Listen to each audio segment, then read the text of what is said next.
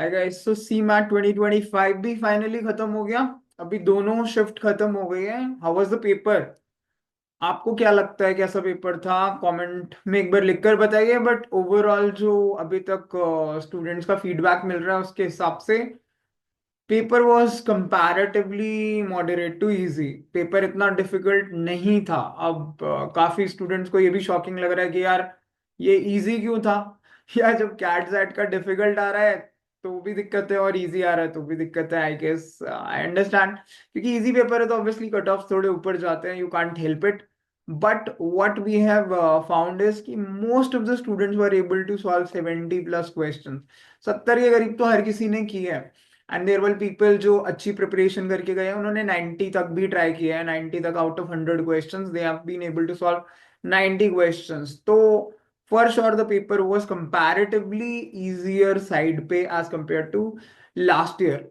अगर last year से compare करूं, ठीक है, तो सेम वे में if I talk about scores and percentile तो वो भी थोड़ी सी बढ़ेगी फॉर श्योर। आई गेस थोड़ा चेंज तो पक्का आएगा, ठीक है।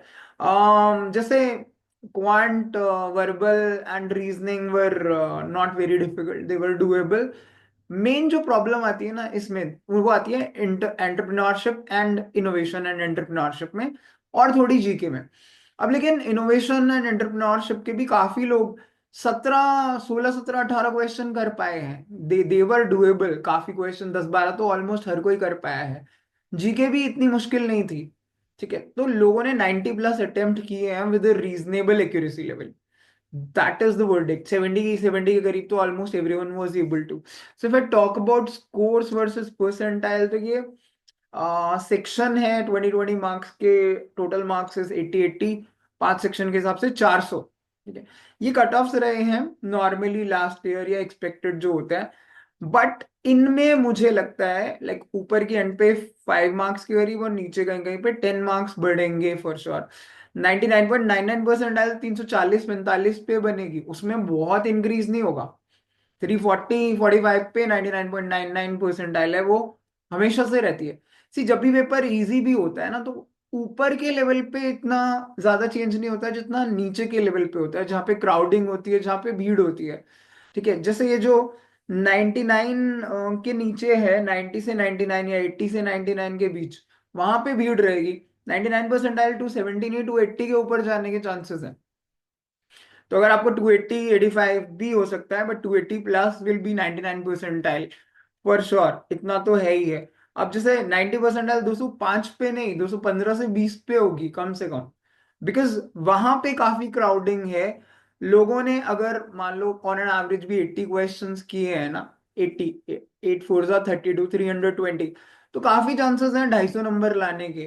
तो 250 नंबर अगर मैं एवरेज मान के चलूं, तो it's going to be like increase in every percentile, there will be increase of marks. So 90 percentile मुझे लगता है 215 to 220 के बीच है। ये सब आइडिया देने के लिए obviously no one can be accurate, but because the paper is comparatively easy, तो कम से कम 10 10 नंबर आप लगा लो, क्योंकि इसमें हर क्वेश्चन 2 मार्क्स का तो 4 मार्क्स का तो होता ही है। तो अगर आप दो क्वेश्चन सही कर रहे हो, अगर दो गलत क्वेश्चन को सही कर रहे हो, तो ऑटोमेटिकली 10 मार्क्स बढ़ रहा है, ठीक है। तो 90 परसेंटाइल अगर आप देख रहे हो, तो it's going to be 215 to 20, और 95, बिकॉज 95 के ऊपर इसमें काफी ऑप्शन होते हैं, वो मुझे लगता है 255 60 के बीच रहेगी। अगर आपको लगता है कि आपके 255 60 बन रहे हैं, देन यू कैन एक्सपेक्ट कि हाँ 95 के ऊपर मेरे को कॉल्स आएंगे, ठीक है। सेम वे में मैं कह रहा हूँ 280 प्लस पे 99 परसेंटाइल बनेगी। वहां से almost everything you can get most of it. अब जेबीआईएमएस और सिडनम का कट ऑफ वही 340 के करीब रहता है।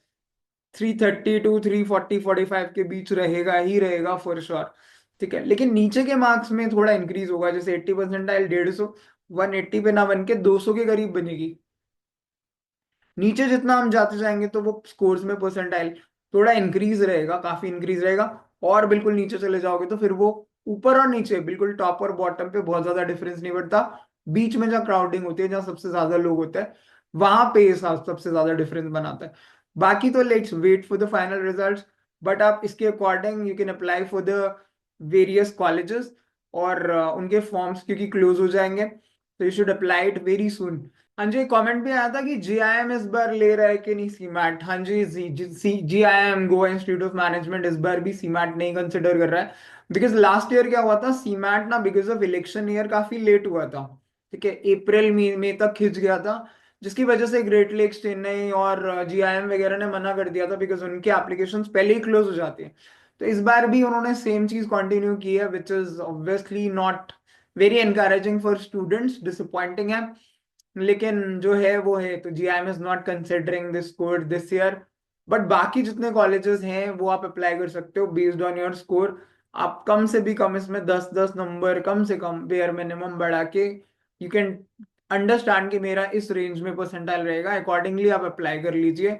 बिकॉज फिर एप्लीकेशंस क्लोज भी हो जाएंगे और बाद में हम नहीं कर पाएंगे। ठीक है, so all the very best guys, please keep working hard, work hard for your GDPI also, newspaper पढ़िए और बाकी की इंफॉर्मेशन अपने बारे में, करंट अफेयर्स के बारे में, अपने एकेडमिक्स के बारे में भी इकट्ठी कीजिए, so that you can actually tell who you are as a person. ठीक है, so all the very best guys.